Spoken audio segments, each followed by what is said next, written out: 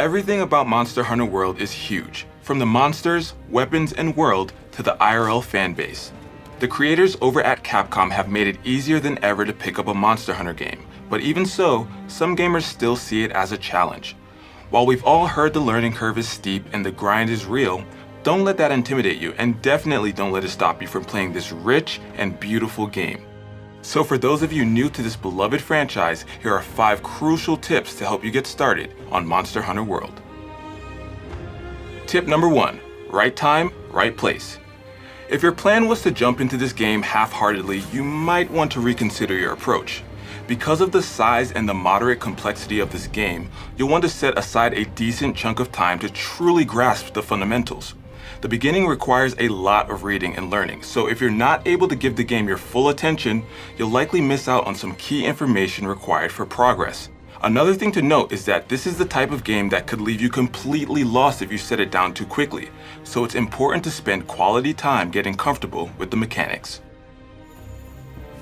Tip number 2, areas to focus on. Because there's so much thrown at you at the start of this game, it's good to focus on a couple key parts instead of trying to remember everything.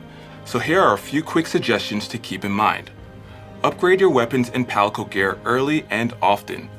Keep track of scout flies for discovering your quest objective and collect all the things. And lastly, check the minimap in the hub and watch for exclamation points and red markers to help identify who to talk to next. Another good thing to remember is to register your bounties as often as possible. If you don't, you'll be missing out on 2 key rewards.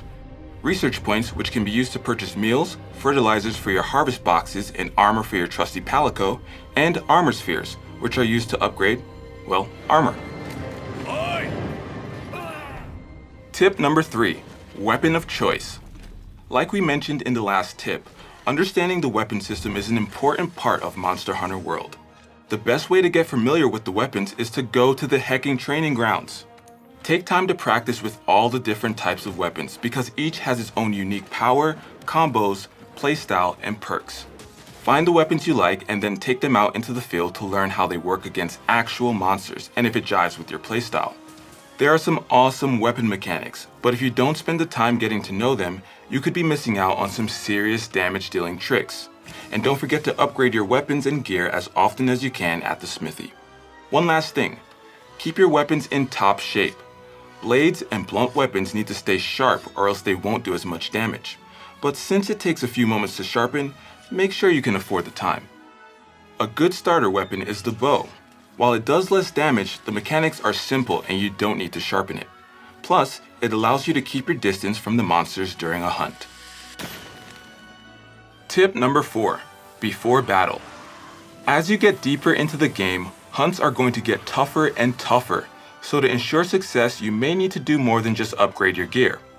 Eat at the canteen before every battle. It'll boost your attack and defense, which will give you the extra edge needed to take down some of the more difficult monsters. Plus, the food looks incredibly appetizing. And if you forget to visit Meowscular's chef before leaving Astera, don't worry.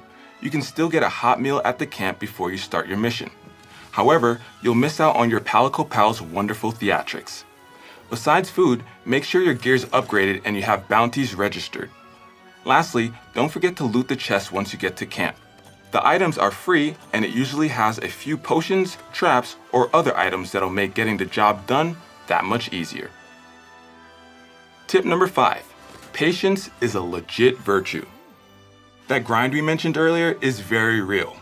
Players have put hundreds upon hundreds of hours into the previous Monster Hunter games, and considering the main quest of this game is supposedly around 40 to 50 hours long, it'll likely be the same for this one. As with most big games, sometimes it just takes some good old-fashioned time to learn and love. If you don't completely understand this game right away, just stick with it and be patient.